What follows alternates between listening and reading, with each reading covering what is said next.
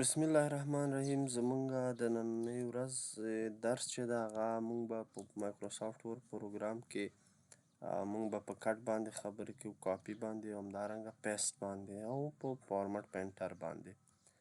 کټ او کاپي نه څه مطلب ده؟ دا دواړه ډیپینډ کوي په پیسټ باندې. مثال په ډول زه داسې لیکم چې this is a book.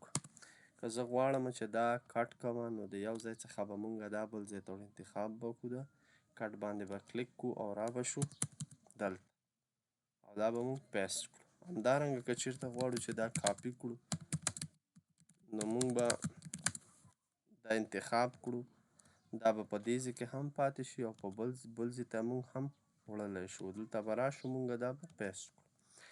کټ شارټ کټ چې ده مونږ سره کنټرول پلس ایکس ده، د کاپي شارټ کټ مونږ سره کنټرول پلس سی ده او د پیسټ شارټ کټ چې ده کنټرول پلس وي ده مونږ سره. دا کټ او کاپي دواړه ډیپینډ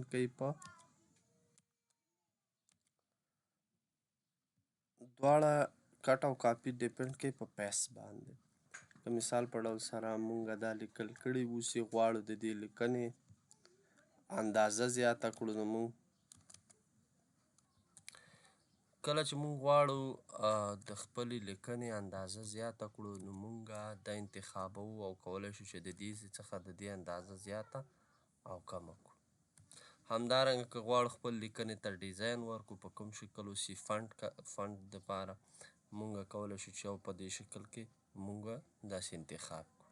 هر ډول ډیزاین چې زمونږ په کار وي مونږ کولی شو چې هغې نه استفاده وکړو. بل که چیرته مونږ مثال په ډول غواړو خپل لیکنې ته رنګ ورکړو، کلر ورکړو. همدارنګه که چیرته مونږ غواړو د خپلې لیکنې اندازه زیاته کړو نو مونږ له دې ځای څخه کولی شو چې د خپل لیکنې اندازه زیاته او کمه کړو. بل مونږ کولی شو د دې نه هم استفاده وکړو، اندازه یې کمولی او زیاتولی هم شو. که غواړم مثال په ډول سره د دې خپل لیکنې اندازه دا بولډ کومه نو د دې شارټ کټ چې دی کنټرول پلس بي دی. داسې راځو مونږ په دې باندې کلیک کوو نو دا به بولډ شي د مونږ سره. که چیرته غواړم چې دې لیکنې ته زه رنګ ورکړم نو مونږ به په دې باندې داسې کلیک وکړو او را به شو د دې ځای نه به دې ته رنګ ورکړو. هر ډول رنګ که مونږ غواړو مونږ کولی شو چې له دې ځای څخه رنګ ورکړو. او همدارنګه مثال په ډول مونږ داسې یو ډیزاین ورکوو دې خپلې لیکنې ته په دې شکل باندې. بله خبره دا ده چې که چیرته مثال په ډول دې لیکنې ته مونږ داسې ډیزاین ورکړی اوسي، رنګ مو ورکړی وي، اندازه مو زیاته کړې وي، داسې د دې اندازه مونږ زیاته کړې وي، غواړو چې دا ډیزاین دا پورتنی ډیزاین په دې کې هم اپلای کړو په دې لیکنه کې نو مونږ به دا انتخاب کړو، داسې دې باندې به ودرېږو، فارمټ پینټر به راوړو. فارمټ پینټر د دې په خاطر دی که چیرته مونږ غواړو یو ډول ډیزاین دې په بل لیکنه هم اپلای شي نو مونږ بیا په دې باندې کلیک کوو. بله خبره دا ده که چیرته مونږ غواړو خپل لیکنه ایټالیک کړو نو مونږ کولی شو چې ایټالیک کړو. همدارنګه انډرلاین لاندې کرښه ورنه کش کوو، یا په دې شکل باندې یا په دې شکل باندې یا په دې شکل باندې.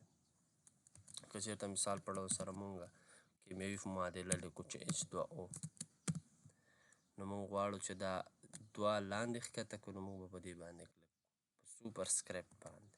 نو تاسې وګورئ H2O. همدارنګه که مونږ غواړو چې ولیکو چې X مربع جمع Y مربع نو مونږ غواړو چې دا دوه پورته کړو نو مونږ به راځو په دې باندې به کلیک کوو په سوپر سکریپټ باندې داسې کلیک کوو. همدارنګه مونږ په دې باندې کلیک کوو دا به داسې پورته شي. که چیرته مثال په ډول سره مونږ غواړو چې مثال په ډول زه داسې لیکم چې زه لیکم مثال په ډول